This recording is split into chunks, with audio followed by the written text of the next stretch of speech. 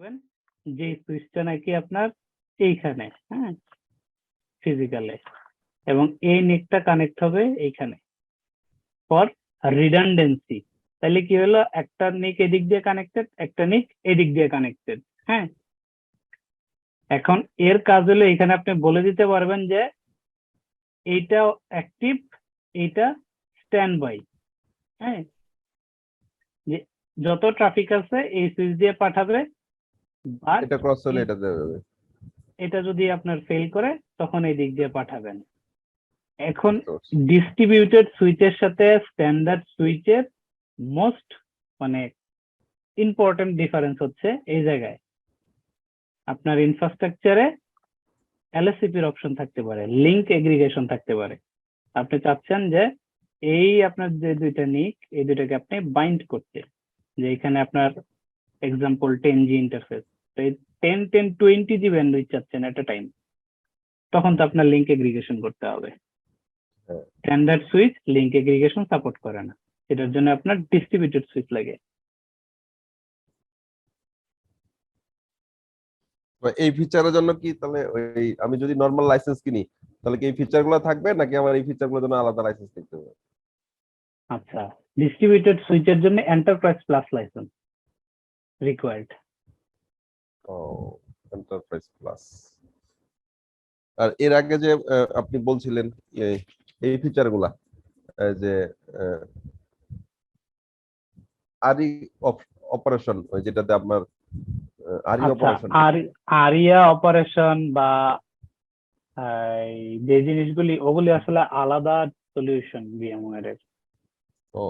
আর আপনি আরেকটা জিনিস করতে পারেন, 2 মাসের জন্য ট্রায়াল নিতে পারেন, আরিয়া অপারেশন ট্রায়াল লাইসেন্স নিতে পারেন।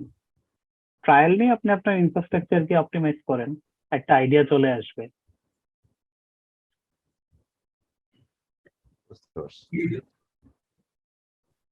আচ্ছা, এতটুকু জিনিস কি ক্লিয়ার? তাহলে আমি স্লাইডে যাব আর কি। আর একটু শেয়ার করি। জি, ESXi এর মধ্যে যে VM নিক তৈরি হয় আর ফিজিক্যাল সার্ভারের মধ্যে হচ্ছে ভিনিক পোর্ট থাকে, এটাই তো? জি, অ্যাকচুয়ালি আমি বলি আপনাকে, এই যে এই ইন্টারফেস গুলো ESXi এর সাথে ফিজিক্যাল যে ইন্টারফেস, এটাকে আপনি ভিনিক না বলে আপনি পিনিকও বলতে পারেন। হ্যাঁ, তাহলে আপনার মাথায় থাকবে। হ্যাঁ, যে পিনিক মানে ফিজিক্যাল নিক, তাইলে আপনি মানে কি বলে যে কানেক্ট করতে পারবেন, মানে ইজিলি রিমেম্বার থাকবে আর কি, যে ফিজিক্যাল নিক মানে আমার পিনিক, পিনিক মানে ভিনিক, মানে অ্যাকচুয়ালি এটা VMware এর ভাষায় বলতেছে ভিনিক, আলটিমেটলি এটা হচ্ছে ফিজিক্যাল নিক আর কি, যেটা আপনার এই পোর্শনে থাকতেছে ESXi এর ফিজিক্যাল সার্ভারের, যেটা আপনার ফিজিক্যাল ওয়ার্ল্ডের সাথে কমিউনিকেট করতেছে। বাট এই পোর্শন মনে করেন বাইরের অংশ যেটা আছে ESXi এর এই পাশে, এইদিকে আপনি ধরেন পিনিক, ফিজিক্যাল নিক, এটা যখন ESXi এর ভিতরে চলে যাচ্ছে তখন আলটিমেটলি এটা হয়ে যাচ্ছে আপনার VM নিক, ভিনিক। ওকে, ক্লিয়ার। আর এইখানে এই সুইচের আন্ডারে আরো কিছু ইন্টারফেস তৈরি হয়, যেগুলিকে বলে হচ্ছে আপনার VMK, যেগুলো হচ্ছে VMware কার্নেল ইন্টারফেস। সেগুলো হচ্ছে management traffic, decent traffic, replication traffic, ওই জিনিসগুলি হচ্ছে আপনার কার্নেল ইন্টারফেসের মধ্যে। আর এই সুইচ থেকে আমরা তৈরি করতেছি পোর্ট গ্রুপ, মানে পোর্ট গ্রুপ মিনস এগুলিও এক একটা সুইচ, বাট এগুলি হচ্ছে ভিলেন ডিফাইন করা।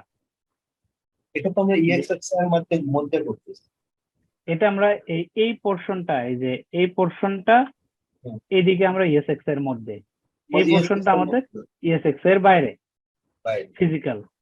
মানে আমরা যদি এইভাবে লাইনটা নিই তাহলে ফিজিক্যাল ভার্চুয়াল, এইটা হচ্ছে ভার্চুয়াল সুইচ। এই সুইচের আন্ডারে আমরা বিভিন্ন পোর্ট গ্রুপ তৈরি করতেছি, পোর্ট গ্রুপ গুলি কি আমার এক একটা সুইচ, বাট যে সুইচ গুলিতে আমি বলে দিচ্ছি যে এটাতে এত বিলেন, এটাতে এত বিলেন, এটাতে এত বিলেন, তখন যেটা হবে। জি, আমার ধরেন মাল্টি বিলিয়ন আছে, সার্ভারের মাল্টি বিলিয়ন আছে, ডাটাবেজের একটা বিলিয়ন আছে, এডি এক্সচেঞ্জের একটা বিলিয়ন আছে। তো আমি স্ট্যান্ডার্ড লাইসেন্স দিছি, এক্সচেঞ্জ এন্টারপ্রাইজ লাইসেন্স নেই নাই। সেক্ষেত্রে ধরেন ফিজিক্যাল পুট 1 এ আমি 10 বিলিয়ন অ্যাসাইন করতে যাচ্ছি, আর ফিজিক্যাল পুট 2 এটাতে আমি 20 বিলিয়ন অ্যাসাইন করতে যাচ্ছি। এটা কি পসিবল? আচ্ছা, আপনি এই জায়গায় কথা বলতেছেন ঠিক না? জি জি। ওকে, কোনো সমস্যা নেই। আপনি চাচ্ছেন যে এই জায়গায় আপনি 20 বিলিয়ন অ্যাসাইন করবেন, তাহলে যেটা করেন এখানে একটা সুইচ তৈরি করেন আলাদা। হ্যাঁ, এই সুইচ তৈরি করে এই সুইচ থেকে একটা পোর্ট গ্রুপ, এই পোর্ট গ্রুপটাতে আপনি বলে দেন 20 বিলিয়ন। হ্যাঁ, এটা আপনার ভার্চুয়াল মেশিন, মনে করেন আপনার ভার্চুয়াল মেশিনে মনে করেন যে আপনার এই 30 বিলিয়নটা অলরেডি কানেক্টেড আছে। হ্যাঁ, এখন আপনি চাচ্ছেন যে 20টাও ওইটার মধ্যে নিয়ে যেতে। আরেকটা ভিএম নেটওয়ার্ক অ্যাড করেন ভার্চুয়াল মেশিনের না, ওই মধ্যে। 20 আমি ওইটাতে নিব না, আমি মানে VM1 যাবে 10 বিলিয়ন, VM2 তে যাবে 20 বিলিয়ন। কোনো সমস্যা নেই, এটার জন্য আপনার এন্টারপ্রাইজ লাইসেন্সের কোনো প্রয়োজন নেই। বুঝতে পারছি। আপনি এইভাবে আলাদা করতে পারেন, মাল্টিপুল এরকম সুইচ বানাইতে পারেন। শুধু আমার LSCP PAGP করতে গেলে, লিংক এগ্রিগেশন করতে গেলে মানে লিংক এগ্রিগেশন, কিউএস, তারপরে যদি বলি আমি যে আপনার এই ট্রাফিক শেপিং, নেটওয়ার্ক কি বলে যে নেটওয়ার্ক আইও কন্ট্রোল, অ্যাডভান্স যে ফিচার গুলি আছে, পোর্ট মিররিং, ওই ফিচার গুলির জন্য আপনার ডিস্ট্রিবিউটেড সুইচ রিকোয়ার্ড। আচ্ছা আচ্ছা ভাই, এখানে একটু ক্লিয়ার। এখানে একটা কোশ্চেন করি, মানে পুরাতন কোশ্চেন থেকে, যে এই VMware এর যে নেটওয়ার্ক ভার্চুয়ালাইজেশনের যে প্রোডাক্টটা আছে, হ্যাঁ, আমার NSX, এই এনভায়রনমেন্টে NSX এর কাজটা কি, মানে ও এখানে কিভাবে ভার্চুয়ালাইজেশনটা করবে? আচ্ছা, NSX এর কাজ হচ্ছে যখন আমি NSX এ যাব তখন আসলে আমার ডিস্ট্রিবিউটেড সুইচে চলে যাবে। হ্যাঁ, আর এইখানে যখন আপনি NSX করবেন তখন এই যে আপনার ফিজিক্যাল ওয়ার্ল্ডের যে নেটওয়ার্ক গুলি আছে এগুলি আর এখানে আনবেন না। হ্যাঁ, এখানে আনবেন অল্প কয়েকটা বিলেন যেগুলি আসলে আপনার ম্যানেজেরিয়াল পারপাস। তখন এই পোর্শনে আপনার যে গেটওয়ে তৈরি হবে, হ্যাঁ, ওই গেটওয়ে কমিউনিকেশন করবে হচ্ছে আপনার এই সুইচ দিয়ে, ওই বিলেন গুলি দিয়ে এখানে টানেল তৈরি হবে। এখানে ধরেন এটা আপনার NSX। হ্যাঁ, এখানের সাথে এই জায়গায় আপনার যে ডাইনামিক রাউটিং এর যেসব প্রোটোকল, ওই জিনিসগুলি দিয়ে এখানে ডাইনামিক রাউটিং তৈরি হবে। এবং আপনার ফিজিক্যাল ইনফ্রাস্ট্রাকচার থেকে এই যে ভার্চুয়ালি আপনি যত নেটওয়ার্ক তৈরি করবেন এখানে, এর সাথে কমিউনিকেশন হবে। ফিজিক্যাল থেকে আপনি ওই রাউটিং এর থ্রুতে এখানে কমিউনিকেশন হবে। এরপরে আপনি এখানে ফায়ারওয়াল ইমপ্লিমেন্ট করবেন, যেটা আপনার মাইক্রো সেগমেন্টেশন বলে। যে আপনার এখানে 2টা VM এক্সাম্পল, যে আপনার এই ভিএমটা ডেটাবেস, এই ভিএমটা আপনার হচ্ছে অ্যাপ্লিকেশন। এই ভিএম থেকে এই ভিএম এর কমিউনিকেশন অনলি মনে করেন যে ডেটাবেসের পোর্ট আছে 3306 MySQL এর পোর্ট মনে হয়, যে এই ভিএম থেকে এই ভিএম এ একই নেটওয়ার্কে আছে। মনে করেন আপনার যে এখানে যে তখন আর ভিলেন বলে না, ওগুলাকে বলা হচ্ছে সেগমেন্ট, একই সেগমেন্টে আছে। তখন হচ্ছে এই ভার্চুয়াল মেশিন এইখান থেকেই শুধু এই পোর্টে ট্রাফিকটা অ্যালাউ করবে। যদিও এই পোর্টটা এখানে ওপেন, অন্য জায়গা থেকে যদি কেউ এই পোর্ট দিয়ে এই ভিএম এর মধ্যে ট্রাফিক পাঠায় সে ওটা অ্যালাউ করবে না, সে স্পেসিফিক্যালি এইখান থেকে আসলে ট্রাফিকটা অ্যালাউ করবে। এই ধরনের সিকিউরিটি আপনি এখানে ইমপ্লিমেন্ট করতে পারবেন। ইনফ্যাক্ট আপনার অ্যাপ্লিকেশন যেগুলি রান করাবেন, যে ফায়ারওয়াল ইমপ্লিমেন্টেশন করবেন, এর ইনসাইডে ফায়ারওয়াল আছে, IDS IPS। ওই ফায়ারওয়াল AI থাকে ওই ফায়ারওয়ালের মধ্যে। সে আপনাকে আপনার ইনফ্রাস্ট্রাকচার দেখে সে আপনাকে বলে দিবে, ফায়ারওয়াল রুলস রেডি করে দিবে, আপনি শুধু অ্যাপ্লাই করবেন। আরো হিউজ ফিচার আছে, আমি জাস্ট অল্প কয়েকটা জিনিস বলতেছি। এই ধরনের কাজগুলি হচ্ছে আপনি NSX দিয়ে করতে পারবেন। বুঝতে পারছি। এটা বাংলাদেশে অ্যাপ্লাই করা আছে কোথাও, মানে আপনি রিয়েল লাইফে কোথাও করছেন কিংবা কেউ এটা এই ফিচারগুলো ইউজ করতেছে? এখন অনেক কাস্টমারে এটা চলতেছে, বিশেষ করে আমাদের যে সেন্ট্রাল ব্যাংক রিসেন্টলি লাস্ট ইয়ারে হচ্ছে বাংলাদেশ ব্যাংক এটা ডেপ্লয় করছে অনেক বড় পোর্শনে। আরো অনেক কাস্টমার আছে NSX এর। এনএসএক্স নিয়ে যদি আপনার কোয়ারিজ থাকে, আমরা আলাদাভাবে এনএসএক্স নিয়ে আলাপ করতে পারবো। এনএসএক্স আলাদা ট্রেনিং এর, NSX it's a huge thing, NSX এর কয়েকটা পার্ট আছে। তো এই পর্যন্ত ক্লিয়ার নাকি এই পর্যন্ত আপনাদের কোনো কোয়ারিজ আছে?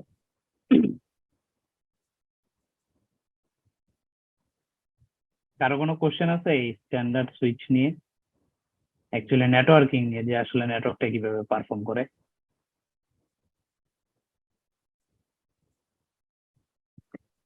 না থাকলে তাহলে আমি স্লাইডে মুভ করি। হ্যাঁ, ভাই মুভ করেন।